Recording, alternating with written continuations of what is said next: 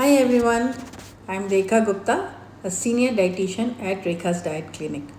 आप सब लोग चिया सीड्स और सब्जा सीड के बारे में सुनते होंगे, लेकिन काफ़ी कन्फ्यूजन रहता है कि चिया सीड्स लें या सब्जा सीड लें और इन दोनों में क्या फ़र्क है। छोटे बीज बड़े फ़ायदे, चलिए आज हम इसके बारे में डिस्कस करते हैं। सबसे पहले बात करते हैं चिया सीड की। Chia seed come from a plant called Salvia hispanica plant. They are tiny oval shaped seeds and they are available in black, white and grey colors. ये छोटे सीड्स होते हैं बट इनका बहुत ज़्यादा फ़ायदे हैं और इन्हें हमेशा सोख करके ही लेना चाहिए। चिया सीड्स के क्या बेनिफिट्स हैं? ये बहुत फाइबर रिच में होते हैं जिससे कि ये सपोर्ट करते हैं डाइजेशन को। ये हार्ट हेल्दी होते हैं बिकॉज इसमें ओमेगा 3 बहुत होता है। They are a very good source of protein, so they help in muscle repair and keeps you energised, hydrating and cooling होते हैं और रिच ऑक्सीडेंट इनमें एंटीऑक्सीडेंट्स होते हैं। चिया सीड्स को करेक्ट वे क्या है लेने का? इसको हम 1 to 2 टीस्पून दिन भर में ले सकते हैं। इनको 1 कप पानी या 200-250 ml में 2 टीस्पून को हमको भिगाना चाहिए।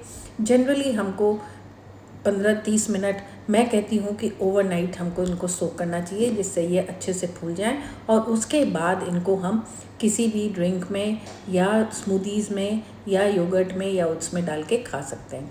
अगर आपने इसको नहीं भिगाया है और इनको सोक नहीं किया है तो क्या आपको प्रॉब्लम आ सकती है। ये हार्ड टू डाइजेस्ट होते हैं, कई बार ये ऊपर से फूल जाते हैं बट सीड अंदर से कड़ा रह जाता है तो ब्लोटिंग हो जा सकती है।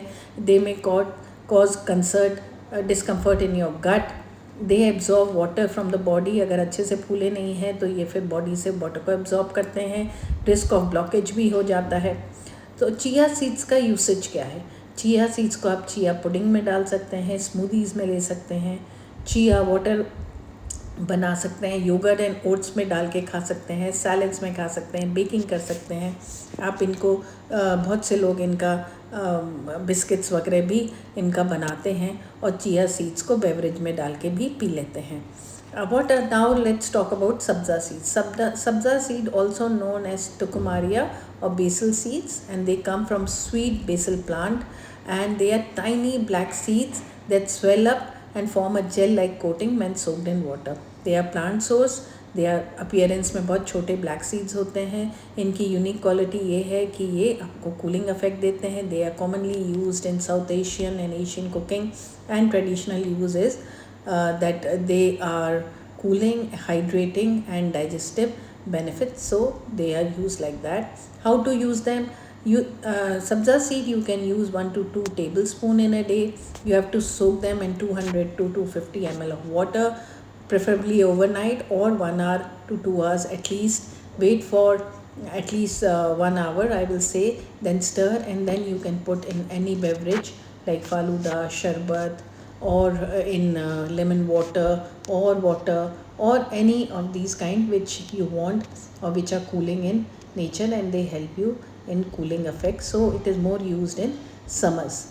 Sabza seeds, if you don't take it properly or soak them properly, then they are hard to digest. They can cause bloating and gas, risk of choking, may cause constipation, and of course dehydration risk because they will absorb water from your body, and they should not be given to pregnant women or children below age of 13 years, and the doctor should be consulted for. तो final verdict क्या है? When and when to use and what to use the seeds, when to use sabza seeds and when to use chia seeds. So sabza seeds, you want to cool your body and stay hydrated. You need better digestion or relief from acidity. You want to make summer drinks, then you can add in sharbat, faluda and lemonade. You want to light cooling addition to your dessert. And chia seeds कब हमको use करना चाहिए?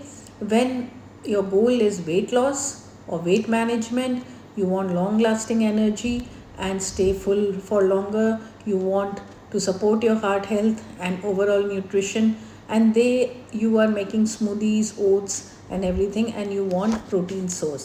So now I have tried to make a little small video on chia seeds and sabza seeds, and have tried to explain what are chia seeds, what are sabza seeds, and when to use which seed, and how it will benefit it, and what are the benefits and the side effects if you don't want do the correct thing. So I am there. If you have any question regarding it, you can pin me, or you can just send me a message on my WhatsApp, and I'm always ready to help you. Rekha Diet Clinic is always there to guide you with good nutrition. Jahan